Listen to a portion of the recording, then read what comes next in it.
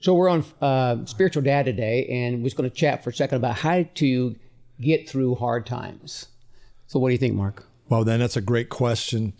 You know, we both have had experiences with many. Oh man, right? Our health battles. You know, Yeah. Of course, you've got marriage. Your marriage has hard times. You're dealing with your kids. For me personally, is just really leaning into God through prayer and having that personal connection with God, just on my own. And really leaning into Him. Lord, what are you wanting to do in me? Sometimes hard times are coming, not just happen to us, but what does God want to do in us? And for me, I'm asking that question a lot. You know, what do you want to do in me? To me, that's, I think, one of the first questions I ask the Lord when I'm going through that hard time. I begin to look introspectively into my own heart.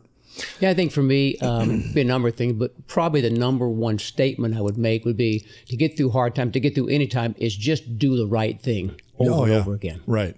I tell young people, just keep doing the right thing. Because I don't feel when I'm really frustrated, even depressed as a man. Right. I don't even want to admit it. Right. I don't want to be around people. I don't want to pray. I do, but I don't. I know. You know what I'm saying? Too. I read the Bible. I do, but I don't. I'm kind of twisted. So I just resign myself. I'm going to do the right thing over and over again, no matter what. And eventually, you keep doing the right thing, and suddenly you get a little touch from God. You feel joy. Yeah. And you start getting out of the difficult. You get perspective. Yeah.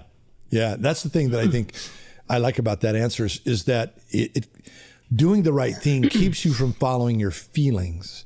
Exactly. And so many of us, that's kind of how we roll through rough times. Oh, big time. How am I feel? I don't feel like doing this or doing that, but being able to be bound to that thing that I know I need to do the right thing. That's excellent. Really, really important. Keeps you centered and keeps you grounded in the right way to handle it and persevering through the things that are really hard. Yeah. So I want to be a spiritual dad with my own sons as they got older. Yeah. They go through things. And I remember back the one who's producing the show right now, who's staring at us while we're talking. I remember having talk with him, just got to keep doing the right thing. Yeah.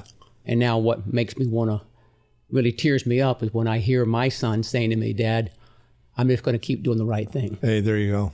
It doesn't change everything immediately. When we say right thing, by the way, I'm going to trust God. I'm going to do those spiritual things that I know will help. I'm going to read the Bible. I'm going to go to church no matter how I feel. I'm going to lift my hands in worship. Those kind of things. I'm going to do the right things. I've done it, transferred it to my children, tell people. As spiritual dads, you and I think that's a pretty good answer.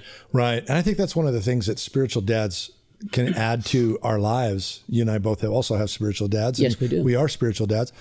And one of the things is that stability and strength, the voice that spiritual dad has in our lives when we're going through a rough time. Let's lean into those voices of wisdom and experience.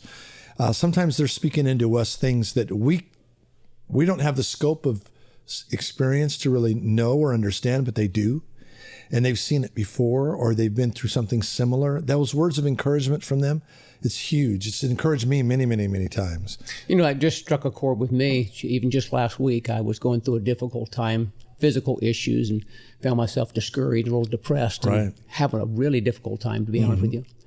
And I just felt prompted to do the right thing. Yeah. And that was, I called some spiritual friends. Yeah.